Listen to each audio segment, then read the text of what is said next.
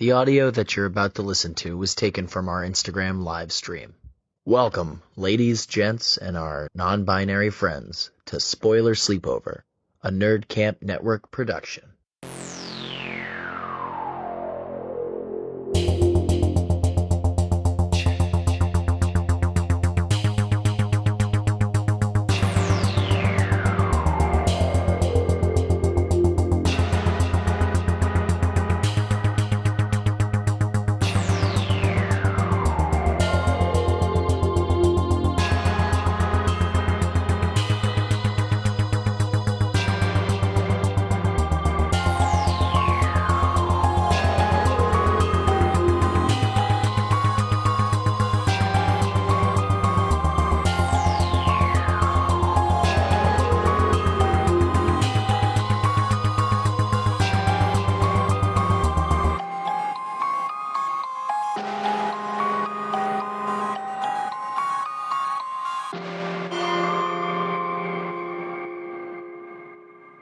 Hello, everybody. I'm going to bring in the other host right now. Just give me 1 sec and we'll get going. Tell me, Rob, Hey, do you like buddy. scary movies? Yes, we do. Because this one fucking sucks. It's awful. Jesus Christ. Yeah, there you go. There's not really much of a soft intro into what we're going to be talking about or how we're going to be approaching this episode. Very viciously. Yes, extremely viciously. If either of us wrote it, it'd probably be better than this movie. There's a challenge in there somewhere, but I'm not sure about it. I'll take it. Yeah. I'll take the challenge. Hell yeah. So what's going on, buddy? How's things? Things are good. Things are very good. Excellent. It's been a week. Been a very, very busy week. I know you and I have chatted here and there, but it's all been very technical. Let's make sure we're getting X, Y, and Z done. But the new job's been fantastic. I've been very busy. I'm really enjoying it, honestly. Good. But it's only going to get busier from this point on. So, yay! How have you been? I've been good. We've got good news of people coming back over to the States, and I'm excited about that. That's awesome. Yeah, and I can get people into more scary movies, even though they don't want to. I'm looking at you. I see you in the chat, and he sees you too. That's awesome. That's really awesome. Yeah, you live in that camp life. It's like must be like a rotating door of friendships that like you get to hang out and then they're gone. Yeah. Sort of thing. Yeah. Yeah, it's all good though. So I'm excited about it. You ready to do this? Heck yeah. So as of last week, we kind of did this sort of thing where it was like, we're not sure how we're going to open this. We know how we're opening this now. Little banter, check in with each other, make sure we're good. And then we're going to go into a little segment that we've decided to call What's Keeping Us Up at Night? So what's keeping us up at night is going to be what we did last week, but balled into one thing with a title. What have we been watching, listening to, reading, just media, whether that's on paper or on screen or through our ears. So this is what's been keeping us up at night. What's been keeping you up at night? So pretty much the same as last week, where there's a show. I'm currently on episode 3 right now, and it's almost done. It's called From. It's on Prime Video. It's through, I think it was Stars, now it's MGM Plus. But it's still a fantastic like horror drama. And what's about to happen is it's bad. It's not good. So like I can argue. Are you on season 1 or are you on season 2? I'm on season 2. So I'm on episode 3 of season 2. Yeah, no, I've seen season 1. I'm gonna rewatch it again. But yeah. We're not spoiling that quite yet. So here's the thing about this show. We will spoil an entire movie and anything that we've both watched in its entirety for the viewer. But when it comes down to the fact that we haven't seen the entire thing, we're not spoiling it for each other. Yeah. So I actually watched all of season 1 of From in one day. Dang. Yeah. I had a day off and I didn't want to get out of bed. So I made some ramen and I went and laid back down and I watched the entire first season. And my God, was that great. I'm like, yeah. The cold open is it really just throws you in there from the get-go, and it's so upsetting. Oh yeah. No, I didn't see. There's so many moments where you're like, oh, I know where this is going, and then they just turn the wheel the opposite direction, so you really don't ever know what's going to happen next. Wait till you get. I mean, two. Oh my gosh, I like the.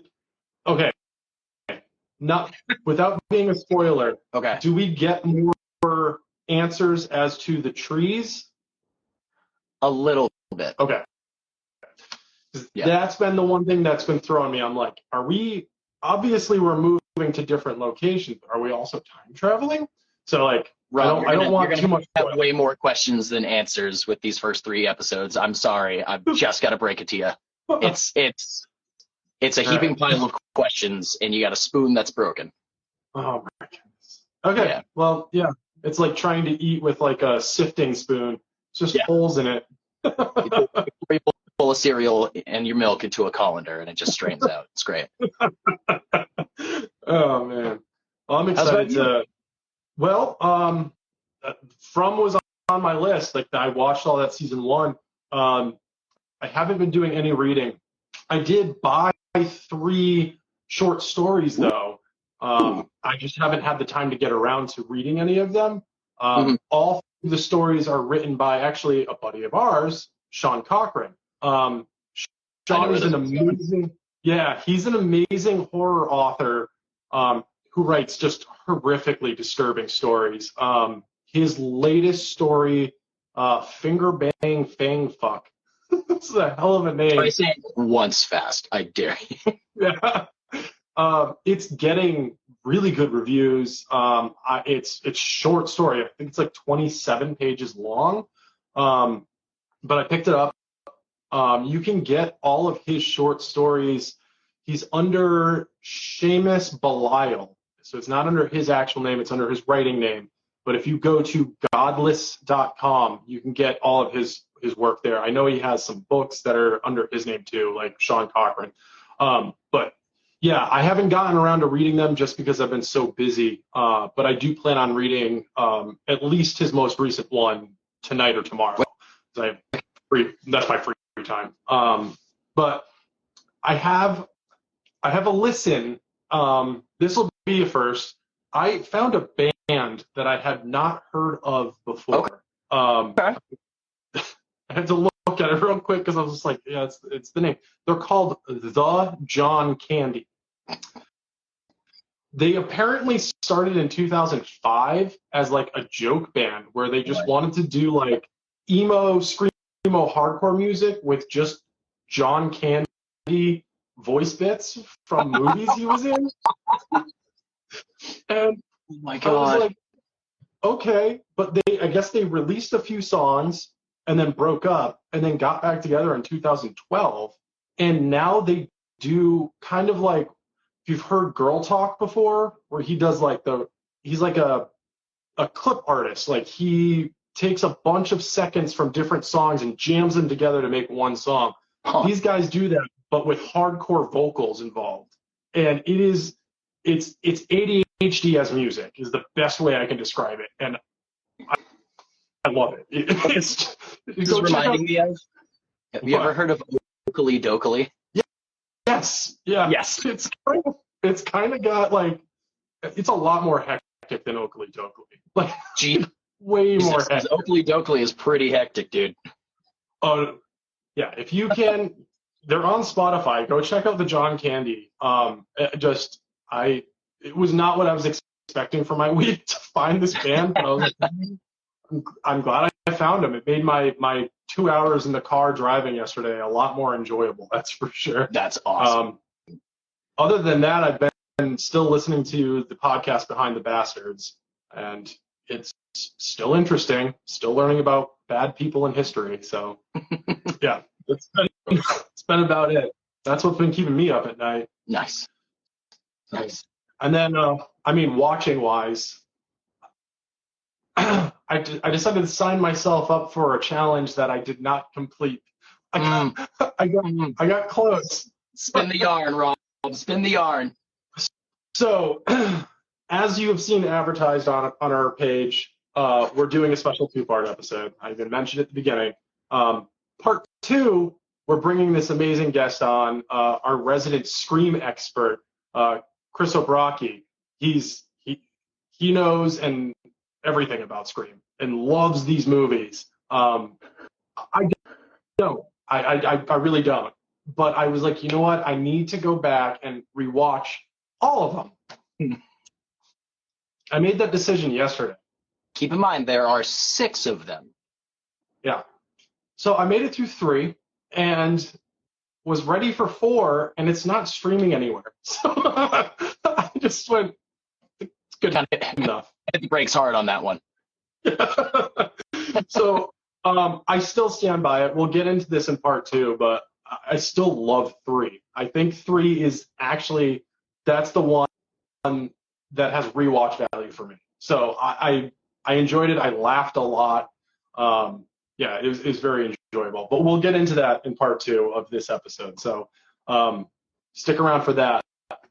But yeah, so let's get into the meat of the episode. Let's actually do this thing. What are we spoiling today? We are spoiling from 2023. Was it 23 or was it 22? It was 23. No, it's 23. It just came out. Yeah, I couldn't remember if it was late 22 or not, but Scream 6. I mean, I had so much hope for this movie. I had so much hope. It looked cool. It was in New York. Like, I personally love a bunch of, like, when they take realism and they really go hard with it. Like, I love playing Call of Duty Zombies, and there's maps that take place in, like, the Pentagon, Alcatraz, like, real-life places. And I love that. This took the whole feeling of that and just crumpled it up and threw away. Like, there was really no Manhattan magic here. It was just personally upsetting. Yeah, I mean, so before we jump into all of that, like I've been seeing a lot of people complain. Like, this is one of the main complaints I've been seeing for people who love the franchise was the fact that, oh man, it was based in New York and it wasn't in Woodsboro. And it's like, the first movie's in Woodsboro. Yeah. After that, they go to Ohio, and then they're in Hollywood. So Woodsboro's in California. So I guess technically 1 and 3 take place in the same state, but very different areas. I would assume Woodsboro isn't a real place as far as I know. So, but we travel. Like the movie franchise doesn't stay in one place. So they have to stay innovative in some ways. Right. And I mean, going to New York, you have so much at your disposal to use, like so much. And they used none of it. They used, hey, there's subways here. We should use the subway thing. I was literally about to say that's probably the only thing they used. Oh. Yeah. And oh my goodness.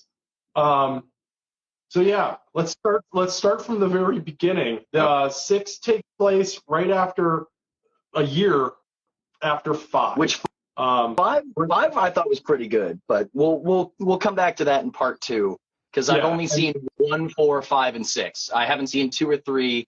The only way I really know about them is from the Dead Meat like YouTube channel and all their kill counts, which is fantastic.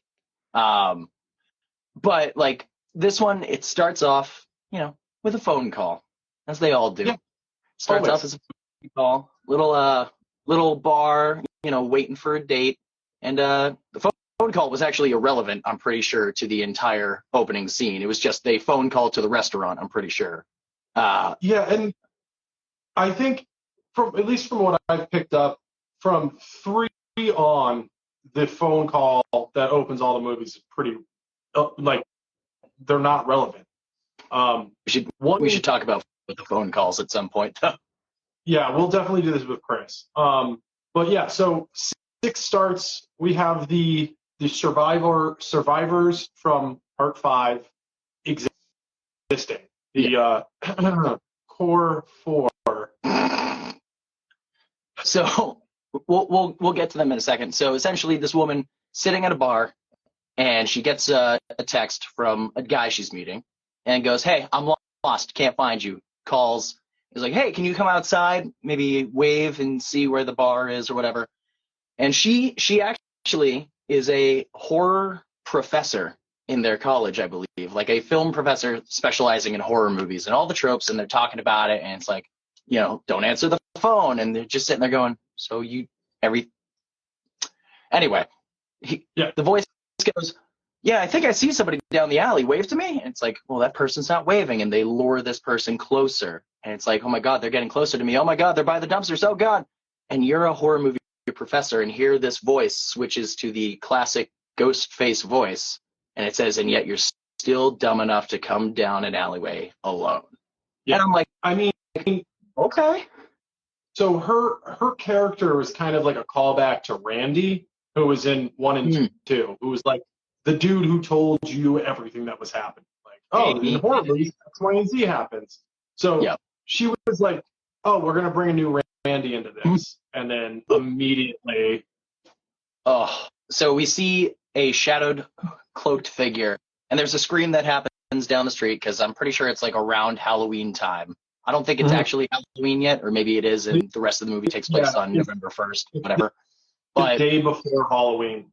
Yep. So she looks over, cut back, Ghostface charges, and here's one of my only saving graces with this movie. The kills are brutal. They rule. Oh, yeah. It's so good. Just goes to town, just repeatedly stabbing this woman, and then kills her. And then I'm like, oh, okay, title card, right? Nope. Dude crouches down, immediately pulls off the mask to receive Flash from the new Spider-Man trilogy. I can't remember the actor's name, but I'm just like, that's just Peter Parker's bully, man. Like, what? Yeah. I mean, it's cool, too, because this one kind of harkens back to the originals, where we have two current huge name actors in the opening, and one of them dies. I mean, this character is Randy and Drew Barrymore in one and dies. And I was just like, okay, like, it works, but it's also like, I don't know, the opening excited me. Mm-hmm. I was like, okay, I'm here for this. Let's go and see where we go. And then walks down the street, bumps into some people we've seen before. What's her name? Why am I blanking on her name? Tara. Oh yeah, Jenna Ortega. Thank you. Good Lord. So bumps into Jenna Ortega, who was in the previous movie, who I completely forgot about because her character role feels so minor. Yeah. Even it's like, oh, cool. Yeah. It's like, oh, cool. They know each other. He goes back and puts his ghost face mask next to another ghost face mask, and then he gets a phone call. First off, all the posters on the wall in this apartment rule. Like old Universal, old slashers, they absolutely rule. So, and the one that you missed that I was like, did you see that there was the last podcast on the left poster? Did you see it on your second watch?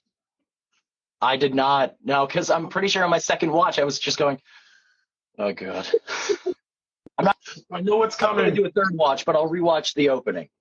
So there you go. He gets a phone call, and it's a Ghostface voice, and his partner, who was like his roommate or whatever, they're like, oh, we're not going to use the Ghostface voice, blah, blah, blah, blah, blah.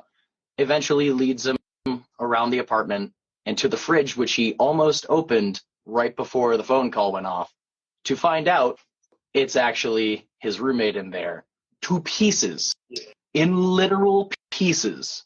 Yeah. And then, lo and behold, behind him is the 2018 Michael Myers Ghostface mask, all aged and weathered, which will come into play in explanations later, but just stabs him. He's like, what about our movie? And Ghostface's line right before is, who gives a fuck about the movie? Slash, and done. Yeah.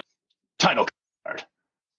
And that's really what this entirety of this movie is. This is the Scream trying its hardest to do Halloween Kills and Halloween Ends in one movie. Mm-hmm. They're like, oh, check out this worn and weathered mask and look at the brutality. And you're like, all right. It looked cool. I'll give the mask that. It looked cool. It's awesome. And Yeah. there's a specific moment in the movie too with the mask, and like we'll get to that. Yeah. But there's a moment as soon as you bring it up, I'm gonna tell you, like it's badass. Yeah. Like for as bad as this movie is, there are moments where you're like, all right, yeah. You did something right. Proud of you. So from the title card and the intro, we go to Sam, our main protagonist of the movie, who we found out in part 5 is Billy Loomis's daughter, the original Scream killer, the original Ghostface with him and Stumacher. Skeet Ulrich, I believe is his name, and Matthew Lillard were the originals. And we'll come back to Skeet in this one, but she is his daughter in this timeline. So she's going to therapy after all the events in part 5 with Jack Quaid and all that. And basically the psychiatrist is like, I have to call the cops. And she's like, isn't there some form of patient confidentiality? And fuck this, whatever. And leaves. So goes back and we meet a secondary character, their horned up roommate, which honestly, I don't remember any of their names in this movie, minus like 3 people. So we'll call her roommate number 1. Yeah, she has a friend over, special friend, and we learned that about her real quick. Yeah, we find out that Tara, Jenna Ortega, has gone to a college party, which Sam didn't want her to because she wants her to stay safe. Cue one of the stupidest collages of scenes in this entire movie. We go to the Jenna Ortega is already kind of fun, yay, whatever. Meets this random college dude who is already giving every single red flag under the book, despite the fact that this is a Scream movie. Yeah. Like, you don't want to meet this person in real life regardless. No. And then there's one of the returning, who I referred to as Cowboy Curtis when I first saw him, because he's just in a cowboy costume. And I was like, don't know his name? We're going with Cowboy Curtis. Call him that forever. Yeah. So him and his new roommate, who's a knight, I think, and they're just hyping him up, go talk to somebody, blah, blah, blah. They see Jenna start walking upstairs because the dude has a thing of Fireball in his room. Yeah, no, you should stay down here. Cue the stupidest confrontation I've seen. Cowboy Curtis comes up and pushes the guy. The guy pushes back. He pushes him again. He pushes back again. 4 pushes, and not a single solitary swing. Just hit him. Do something. So what then happens is here comes Sam, which also during her whole psychiatry thing, turns out that people believe that she's the killer, not Richie, I believe, who Jack Quaid played. And there's like a whole Reddit feed. They're saying Sam did this, blah, blah, blah, blah, blah. So she shows up and tases the dude. Just straight up out of nowhere, tases the red flag dude. In the nuts. In the nuts. And it's like, you're already suspected by so many people, and you just show up to a party and tase somebody. Yeah, okay. Way to bring your rep down here. Smart move. So they leave the party. They start walking back, confronted by people on the street. I think they throw beer or water on her, and it's like, oh, you're the killer. And she starts freaking out. They record it. It goes viral, as it does in 2023. More character progression. Jenna Ortega and Cowboy Curtis have a close moment where they're about to kiss, and oh no, somebody interrupted. It's great. So from there, his name was something so stupid too. It was Chad. It's Chad. I'm remembering the bullshit dialogue from later in the movie. Yeah, oh my god. So, oh my gosh, yeah. Huh. So they get a call because thank you, Chad. They get a call because I think Bryn or Bree, whatever the roommate number 1's name, her dad is the sheriff in town. So insert new Dewey character here, or what we would have hoped. So he goes, hey, I found your ID at the crime scene of the 2 people that were just murdered, of Fridge Man and what's his name, Flash from Spider-Man. Yeah. Your ID is here. Why? We'll find out eventually, but weird from the get-go. Right. So her and Tara take off. Sam gets a call. It says Richie, Jack Quaid, who died in the last movie, who was the killer in Scream 5. Stupid stupidly picks up the phone. No, we're not talking Lawrence Fishburne. I'm talking because I couldn't remember his name, and Chad was dressed as a cowboy in the party scene, so that's all I referred to him as. Anyway, she answers the phone call and goes, "Oh, you're gonna die," and he goes, "No, you're gonna die," and jumps out of nowhere and starts attacking them. They run away to one of the most, I don't want to say it was spoiled, but it was a spoiled moment in the trailer, but it looked cool. It was just spoiled. Yeah.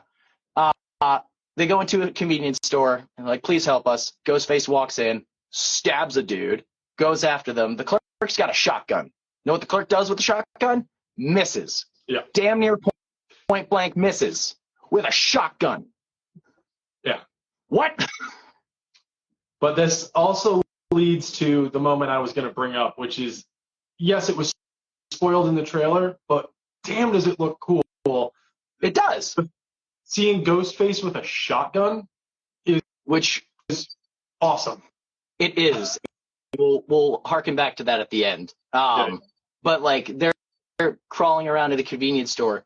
You would think Ghostface would be able to sweep that convenience store real quick with a shotgun. Like that store was not that big. I used to work in a convenience store, and they're not that big. And especially a little corner one on the side of a city. No, it's big as they're tiny, and those shelves are made of imagination and dead dreams. Like you could have just shot through any of them, but the movie would have ended a lot faster and better, probably. Yeah. So he's already killed the clerk at this point with his own shotgun, which did it one-handed. I don't know how their wrist wasn't broken or anything. It's a movie, Jason. It's a movie. Anyway, they leave. There's a mask left at the scene, but it's not the worn and decrepit one. No. All that happens. Cool. So I can't remember. I think they go right back to the apartment after this, and there's sketchy guy or sketchy neighbor, whatever. Who? It's Hot Neighbor. They call him Hot Neighbor. My apologies. How could I have forgotten? I mean, when you're a stud like that and you're walking around with no shirt on, you're going to be given some nickname. I mean, it's Hot Neighbor, I guess. Yeah, but like as we've learned, it's always a love interest. It's always a love interest. So he's red flagged from the beginning. We find out that Sam and Hot Neighbor are adorable. Gross. Any hoozle. They go back to the apartment. They start talking about it, and they're like, "Oh man, we should, Core 4. Yeah, we're the survivors of the last one. Core 4." What an awful name. Core 4. I'd rather not. Thanks, but. Oh yeah, I'm pretty sure they start chanting it at some point too, which is like very Evil Dies Tonight. And it's like, stop it right now. It's exactly what it is. It's Scream's version of Evil Dies Tonight. Like it's equally as annoying. Like just it's not needed. Yeah. It's not needed. Chance cannot be the new horror trope. Like if this happens in Terrifier 3, I'm walking out of the theater. Like I love Terrifier 1 and 2, but if they write a chant into 3, I'm out. Like, I'm done. Like, it's game over, man. Oh, I don't even want to think about what they could possibly make into a chant. I'm all set. Well, while they're having their whole Core 4 discussion, Hot Neighbor, who's like directly across the way, looks up and sees roommate number 1, whatever, and sees Ghostface standing right behind her. And he's like, shit, starts screaming at them. Nope, nothing's happening. Starts screaming. Nothing, of course. Starts calling Sam. They're like, ooh, Hot Neighbor. And it's like, I'll call him back later. Then somehow he has all 4 of their numbers. Yeah. Which is, it's never explained. At the same time, the same picture of the roommate with Ghostface. But how does he have all 4 numbers when nobody except for Sam knows who he is? Yeah, it makes no sense. So I had to think about this a bit. The only potential would be an airdrop. I know that's something that you can do with iPhones. I'm not an iPhone user, so I don't really know. So maybe he just airdropped that photo to everybody, assuming everybody in that apartment also has an iPhone. I don't think they went like the classic, hey, your new neighbors, get to know each other for security reasons. maybe that was it, but airdrop makes a lot more sense now. Yeah, I was trying to find logic where there is no logic.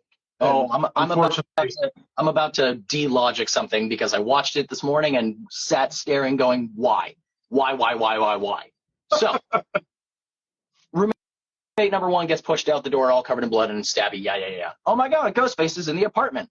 They go try and grab knives, grab knives to defend themselves. All the knives are gone. Weird. So Sam takes the block, cracks Ghostface across the face with it, which I'll harken back to this because, man, does Ghostface get the shit kicked out of him? But when you see the killers, there's nothing. There's no marks. None. Which, like a block, I'm pretty sure a frying pan is used at one point. There's no bruises, no nothing. Not concussed. Horror movie logic.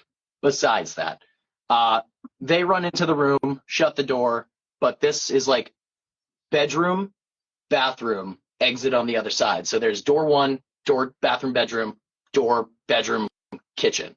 So they shut this one. Oh my God, go shut that one.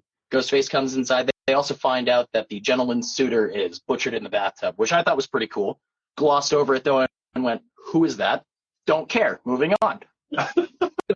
So they shut the bedroom door, bedroom to the bathroom. Meanwhile, another friend, I think it's one of the Core Four's like girlfriends or whatever, she got stabbed and almost like dragged up her entire sternum, which was sick. Yeah. So they block that door. Ghostface is going ham on it. Does not leave that door alone. They see hot neighbor. He puts a ladder across the apartment and they do the treacherous crawl across. Here's my thing. Ghostface is going ham on this door. Jenna Ortega and Chad left the apartment, and it's Sam, I think her name is Annika, and whoever the other one in the Core 4 is. They're trying to crawl across the ladder. He's going ham on that door. Go back out that door and book it. Leave. Don't crawl across a rooftop. Go. Yeah. Get the hell out of there. But no. Which, so anger. Homegirl gets basically gutted and is somehow able to keep her guts in. Mm-hmm. Now, the second she starts going across the ladder, you already know she's done for. But if they really wanted to go hard gore, like they seemed like they were leaning that direction to start off with, but if they really wanted to go even further, they missed the opportunity where she's holding herself and doing like a one-armed army crawl. Yep. And then the ladder gets shaken and she moves her hand and her guts get caught. Like that's what should have happened. It's like something pops out and it gets caught on the rung of the ladder. And as she falls, because she falls, everything comes out and it's just dangling from the ladder. Like that's what I want to see. Damn. But instead we got the jankiest editing in this kill. Like she falls, oh my God. And you see the dumpster in like the foreground in a setup shot where it's like looking at the ladder and seeing how high it is. You see the dumpster. She falls, head hits the dumpster, but it's like, done. It's just slam. So I think what happened was, I think there may have been a moment while they were shooting this movie that they were like, maybe we can go PG-13 with this one. This movie's 2 seconds too long. Well, and that's the thing, is that it seems that like that's the direction a lot of current horror is trying to go, which it can work. But you can't do that like a Scream or a Halloween or like an Evil Dead. Like you just can't do that with the old franchises. So I think there was a moment when they were shooting that they said, oh, you know what, maybe we can just show her fall and then we'll cut away at the last second. And then they shot it and they were like, no, let's just go R. And then they reshot it, and that's what we ended up with, was just this really quick head hits dumpster. Because it seems out of place. The lighting's different. Like that was the other thing, is like it was like they shot completely different times. So definitely. So morning time, the cop who's the girl who got stabbed's dad is like, oh my God, whoever it is, I'm gonna kill him. Blah, blah, blah, blah, blah. Roommate of Chad shows up, the one who he was trying to encourage to go talk to somebody at the party. He shows up, Immediate red flag, immediate suspect. Where were you? I was at Econ. There was hundreds of people in the room. They can vouch for me. Cool. Great. You're still automatically a red flag. There's no way. Come on now. And then here's Gale Weathers. Good old Courtney Cox is back again, which Sam tries to punch as it happens in every movie. She ducks and goes, ha, bet you didn't see that. Jenna Ortega, bam. Yeah. I thought that was funny. It's like, okay, they're going to try and punch her, and she dodged. Well, that was ruined. Good. Perfect. She gets punched in every movie. It's amazing. She's literally a punching bag. It's great. Yeah. I mean, especially now, I mean, if you look like a lizard person, you should be punched. Or a catfish. There's nothing kind. I think I've been calling her a catfish the entire time because that's what she looks like now. It's terrible. I'm sorry. Oh, I forgot to entirely say during the first trip to the police station. Kirby by Hayden Panettiere, who was in Scream 4, who we swore was about to die. We were rooting for her. She's back. She's in the FBI. She's on this case. Cool. Legacy characters. Which also, actually, I think, I can't remember if it was before this or after this, but they had this is a whole requel thing. It's a sequel to a reboot or a remake. These are the rules behind it. Everyone's up for grabs. Legacy characters, brand new people, nobody's safe. We'll get to it at the end. Yeah. I mean, it's repeating the same rules that Scream 3 did. Because Scream 3 does the trilogy rules, so it's not the same rules as 1 and 2. And then once they made 4, that completely threw the rules for 1, 2, and 3 out the window, and there had to be a whole new form of rules that had to be formed to move forward with the theme, if you will, of the Scream franchise. Yeah. So we got her, and then Courtney Cox is like, cool, I know about this place. Turns out it is a warehouse with a giant ghost face spray painted on the wall. Should have clued anybody in. Yeah. It's a warehouse full of every single ghost face costume, because I think the only ones that are in canon here are 1 is 2, because I know 3, 4, 5 are. I don't know if 2 is. No, they're all canon. 1 through 6. It's a solid line. Okay. Yeah. So everything's canon. It's a museum, which is what I call my room. It's a museum of Ghostface Stab, because that's the fictional Scream movie in this universe, memorabilia, which we've basically been watching Stab movies, but under the name of Scream, because everything's there, all the knives, the shirt that Jamie Kennedy's character Randy, when he got killed, was wearing, the knife that killed Dewey in 5, and all the Ghostface costumes, which I thought looked sick. And it was a cool setup. And they're all named, they're all blah, blah, blah, blah, blah. But there's one in a glass case, which Sam goes up to, looks down, Billy, her dad, the original Ghostface. I don't think it looked that bad in Scream 5 when they de-aged Skeet Ulrich, but something happened where we see de-aged Skeet Ulrich, and man, oh man, does it look like you just took a piece of Play-Doh and pressed it to his face. It's so bad. And it's in a reflection. Yeah. So they have no excuse. They could have made the reflection more blurry to make it cover up their bad de-aging.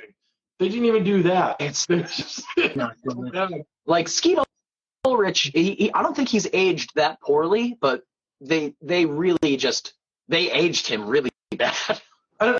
Okay, so I'm a Riverdale fan, and Skeet Ulrich is on Riverdale. Yeah. And he aged like leather. That dude, he's not aged well. He definitely looks like he smokes a pack a day and drinks a bottle of whiskey a day. That's what he looks like. I feel like you could smell him through a screen when watching. If you were to touch his skin, you would hear yeah, your hand would stick for a second. Oh. You'd have I almost had the chance to meet him at Silver Scream Con, but he was called out at the last second. But I would have felt really bad ragging on him now if I met him, and he was just such a sweet guy. I've heard he's genuinely just a nice dude, and I would, if I had the opportunity to meet him, it would be a weird meeting. It wouldn't be like, hey, can you sign my Scream merch? It'd be like, can you sign my Riverdale merch? Because I have some. Like, I'm not ashamed of it anymore. Good. But You shouldn't. Hell. No. So yeah. Yeah. Oh god. So they go through this whole thing, and it's like, wow, this is weird. Blah blah blah blah. And Skeet Ulrich is like, do it. Take up a mantle. Put on the mask. Let's kill. Let's do it. Let's do it. And it's like, no. Just and walks away. Everyone's already looking at her like, that's suspicious. That's really unnerving. Yep. Great. I'm pretty sure at this point. Oh, where do they go from here? Oh, they go for the setup. So they go to a park, a nice public space. Kirby, the roommate, I think his name is Ethan or something, Chad, they're all in a van. Sam, Tara, and the cop are all out, spread out in the park. They all have the whole wire thing, and they're calling it. Oh, and the girl, who I think is Chad's sister, she's also in the van. I don't remember her name. Oh, yeah. No, I don't think they're related. I think they're just friends. But essentially, essentially, they're all in the van, and she's calling it. She's like, this is all, like, you're going to get him for like 5 seconds. He's going to hang up. You're not going to get the call. It's like, no, I can get the call like that. Don't worry about it. So phone call comes in. They triangulate the position, and it's nowhere near the park at all. It's on the upper west side, I think, like 96th Street or something, which just so happens, Mindy, thank you, which just so happens to be Courtney Cox, Gail Weathers, her apartment.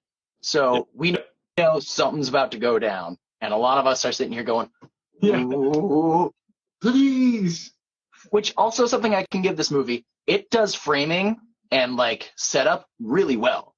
Like very well. A lot of it is set up really well. Like so she gets the phone call, or her boyfriend gets the phone call, and he goes, they say it's from the killer. Hands the phone, and it's like, oh, we've never spoken on the phone. Blah, blah, blah, blah, blah. And then boyfriend gets stabbed behind on the screen. You can see it. She turns around, and then he gets thrown through the bookshelves, and Ghostface just stands perfectly in the middle of them, wipes the blade, and steps through. And it's like, that is framed perfectly. It looks so cool. Just cue the Scooby-Doo chase music through the entire apartment, and just out the door, throws down everything behind her, like every single classic chase. Oh, this will trip him. Nope. Maybe this. Nope. Maybe that. No. Goes back inside, goes to the bedroom or closet area, which she cannot hit the safe at all. No. Somehow manages to unlock the safe. It's a gun. Fires. Nothing.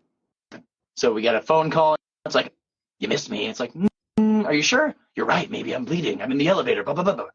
It's like, okay, cool. I'll fire a couple more. She goes out, still on the phone with Ghostface. And I thought this moment was pretty funny where she's like, can you hang on for a second? And you just hear me go, wait, what? Hangs up. Hits speed dial, which is the smartest thing I've seen in this movie so far. Yeah. Here's the phone off in the closet, puts a few rounds in, goes up. Ghostface charges out, gets to stabbing. She like throws him through a coffee table. He's knocked out for a hot second. And then she's like, cool, I'm going to stab him. Grabs a piece of glass, stabs her right in the side. What up, six-headed crow? And we're like, oh, man, it's finally about to happen. And he goes to town. Ghostface goes to town, stabs the ever-living crud out of Courtney Cox, only to be stopped by Sam and Tara with the gun. Ghostface runs away. She fades and like does that classic, just tell them. Yeah. And we're all sitting there going, yay, Gail Weathers is dead. But they ruined it all with one line of dialogue when the EMT comes in and goes, there's a faint pulse.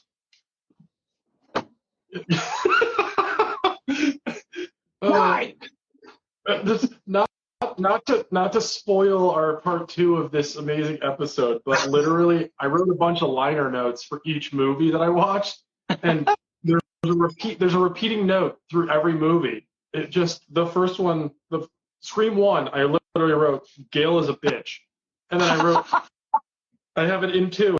It says, how is she still a bitch? And then in 3 it says, all right, Gail Weathers is just constantly a bitch. Like, that's all I have. Yeah, no, she's terrible. She's the worst. So the possibility that she's going to be dead is awesome. God. Like, I'm so excited for it. But There was a whole. She's very full of herself in like the scene where she's on the phone. And it's like, well, Sydney was the main like lead actress. What were you? The sex appeal in the brains? oh. Sorry, pardon me. That was very, very full of themselves. No, So you Gail, you were the bitch. That's it. The yes, punching bag. the bitch. Yeah. Literally the punching bag. So the core four devises a plan, and they're like, cool, let's lead Ghostface to that museum. That's where we'll kill him. They take the train. Oh my God, guys, we're in Manhattan. Who knew? But So this is the coolest, literally the coolest scene yes. in the entire movie for one reason. Oh no, I texted you the list. It's on my phone right here. But like, All right, so go ahead. this sequence, when you were watching it, you were texting me the entire time you were watching the movie, and I'm like, hey, this is the Where's Waldo of horror. The entire scene is just there's an Art the Clown, there's Chucky and Tiffany. Wait, Art the Clown's there? Yeah, there's an Art the Clown.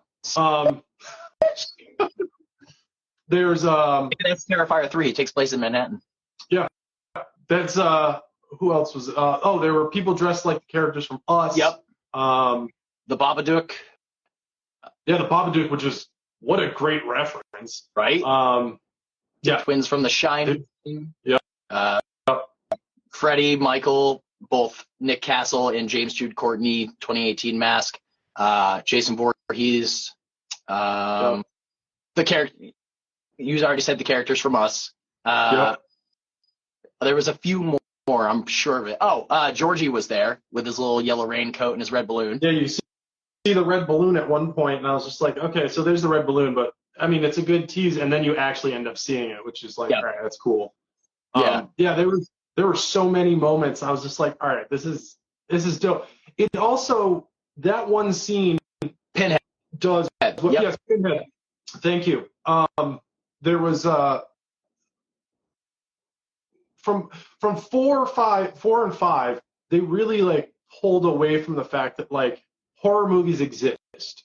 Like that was like 1, 2, and 3. They like horror movies exist. People just happen to be living in a world where they're living a horror movie. Yeah. And they kind of like stepped away from that and tried to just be like, oh, this is a straight horror now. Like it's not meta anymore. And they still did that with this movie. But they kind of alleviated it just with that one scene where they're like, look at all of these people dressed as horror icons. Yeah. And gave us that step back to like, okay, that's what this is. That's what this started as. It started as being meta. So. Also at this point, it's Sam, Tara, Chad, hot neighbor. I think his name might be Danny. They're all on one train. Mindy and Ethan were like kept back with the whole crowd of Halloween night, so they had to wait and they're already suspecting Ethan is a killer. Great, fantastic. So they got on a second train. They split up. You're seeing a bunch of ghost faces on both trains because with the resurgence, everyone's out there buying the masks, as they did in every single movie. Now, you're sitting there going, oh my God, which one's it going to be? There's one that walks directly at the main crew and just goes, not see ya, bye, and walks right out the train. And it's like, oh, okay, cool. So the entire trailer moment was just a fake out. Great. Go to Mindy and Ethan's train where it's Ghostface just sitting down. And I overanalyze this movie way too much. But when it's dark and it's supposed to be like, oh my God, he's there, you can see him just go, all right, stands right there. You can see him move. But then there's just a whole thing where he's about maybe this far, lights go down, and he's like, don't look to your left. And then just bam, pops right up in front of her, stabs Mindy. And this is like, oh, maybe Ethan's not the bad guy. They get off, they go to the hospital, and the rest of them make it to the whole lockdown place where I think it's, Tara and Chad, they're having a moment. Sam gets a call from the cop, and it's like, what's her name again? And Hayden Panettiere's character, Kirby. Jesus. Kirby. Yep. Kirby's been off like the FBI for about 2 months saying she's unstable. Oh my God, maybe Kirby's the other Ghostface killer. Cue to a moment where Chad and Tara kiss. Tara gets stabbed in the back. Okay. Yeah. Maybe they're about to finally kill somebody. Pulls the knife out, and then Chad just houses the Ghostface, and then is about to smash its head in with a gumball machine. Here comes another Ghostface. So what we've known from the get-go is there's always two. Always two. It was four. Always. A master and an apprentice, but which one was killed? All right. So get stabbed. Here's the two Ghostfaces, which is a wicked cool shot, because I, to my knowledge, cannot remember where there's just been two Ghostfaces side by side housing a dude. Yeah. Because you went through a lot of them over the past day. Yeah, so I was trying to think, and unless it happens in 4, no. I mean, they're side by side once they're unmasked. Yeah. But, I mean, granted, like these are full get up. Yeah, they're full get up, and they both go with a knife at the same time. I'm like, that looks sick. So yeah. Cue another Scooby-Doo chase. Bring him into the main like amphitheater area. It's just it's Tara and Sam at this point because Chad got obliterated. You're like, cool, Chad's dead. Great, fantastic. They show up in the amphitheater. Ghostface comes out. Another Ghostface shows up. They have bricks. What are they going to do with bricks? Kirby shows up with a gun. The main cop shows up with a gun, shoots Kirby, and we're like, wait a minute. It's the main cop who also has Ghostface number 1, which reveals to be the person we knew it from the get-go, the roommate we've never seen before, Ethan. If his name's not Ethan, I don't care. But pulls off his mask and it's like, oh, thanks, Dad. I really did a great job, didn't I? And it's like, Dad, but that means pan over to the next Ghostface. It's the roommate you thought was dead from the get-go. Turns out you can swap a fake body if you're the head detective on the scene. So cool, great. So we're like, well, okay, so this whole family thing, what's the reason? Well, because my name's not actually Ethan blah blah. It's Ethan, last name of Richie from Scream 5, Jack Quaid's character. It's Jack Quaid's family. They're just doing revenge because they think Sam killed their son. Sam's an innocent boy. Which there's a great scene because the movie that's playing is actually Jack Quaid's or Richie. I just go back and forth on the names. Yeah. His home Scream stab movies because he loved them so much. And then he looks up at the screen and just goes, there's a real connection between a father and his firstborn son. And then it immediately cuts to the second son. It's just like, ooh. Yeah. I audibly said out loud, I was like, ooh, burn. How does it feel to be number 2? Like, but that whole scene, like that scenario is Scream 2. Like they're just doing Scream 2. Not just that scenario, but that setting. So yeah, it's pretty reminiscent. Yes, the end of Scream 2 takes place on a stage in a theater. Yeah. Like they're just doing Scream 2 just really poorly. But yeah. And we kind of got to speed this up because I think we're coming up on the hour mark on Instagram. But all the masks that have been being left behind and the ones they've been using have been legacy masks. Like one of them was Roman from Scream 3. One of them was, I think, the one who may have stabbed Kirby in 4 or Richie or whatever. Yeah. But then the girl had Stumacher's mask because Stumacher's her favorite. And the mask that the brother was using, I honestly don't. Oh, that was Nancy Loomis's mask, I want to say. Or no, that was another mask that was found. Either way, the mask that the cop pulls out is Billy Loomis's mask, Sam's dad. And it's like, put on the mask, Sam, join us, blah, blah, blah, coming to the dark side. Whole chase scene ensues with a bunch of stabbing and slashing and just body ouchies. Sam and Tara go up. Oh, no, they beam the girl in the face with a brick, spews teeth everywhere. Yeah. That was great. So they go up, climb the scaffolding, and somehow Tara slips. Sam still has Billy Loomis's knife and hands it to her as she drops her to then stab Ethan in the mouth and then twists it, drops. He stabs her too. Like this comes back. He stabs her in the stomach. She stabs him in mouth. Yep. And yeah. So we're like, oh, cool. One of them's done.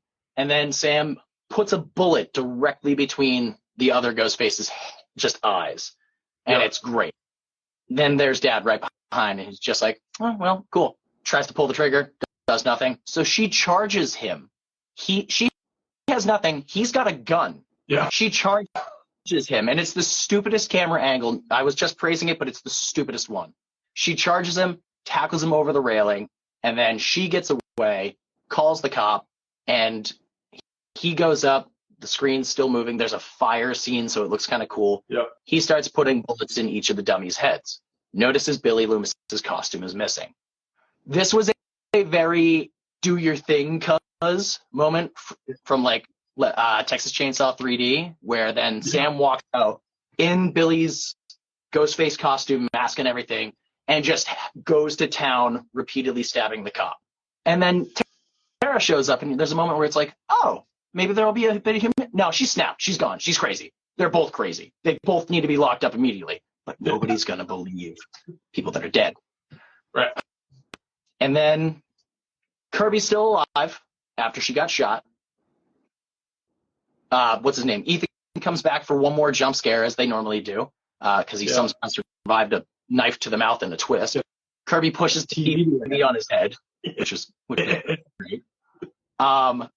So wheel everybody out. Kirby's alive, and it's like, oh my God, Chad's dead. And it's like, wait, we have one more. Wheels out Chad. Perfectly fine. Perfectly fine. Oh, the thing was, how I remembered Chad's name was because Ethan was making a joke. He's like, he's got a douchebag name, and I got to finally stab him. Yeah. It was great. It was perfect. I was like, okay. Yeah.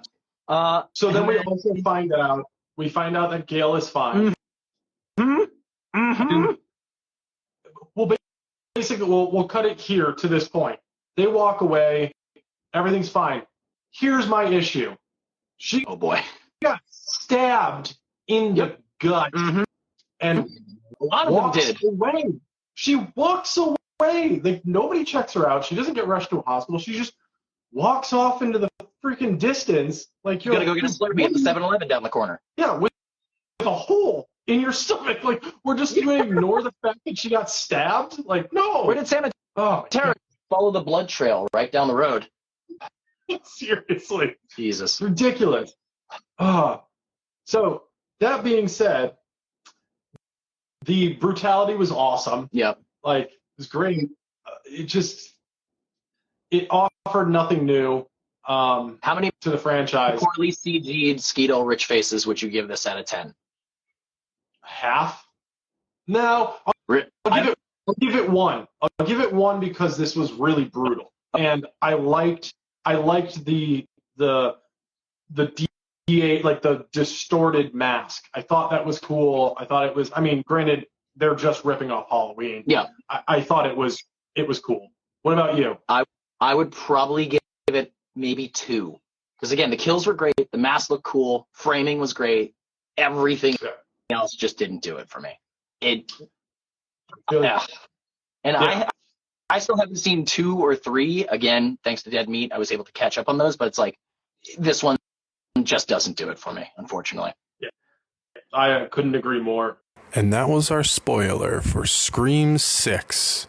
Next week, our Scream franchise discussion with Chris O'Brockie, our resident Scream expert.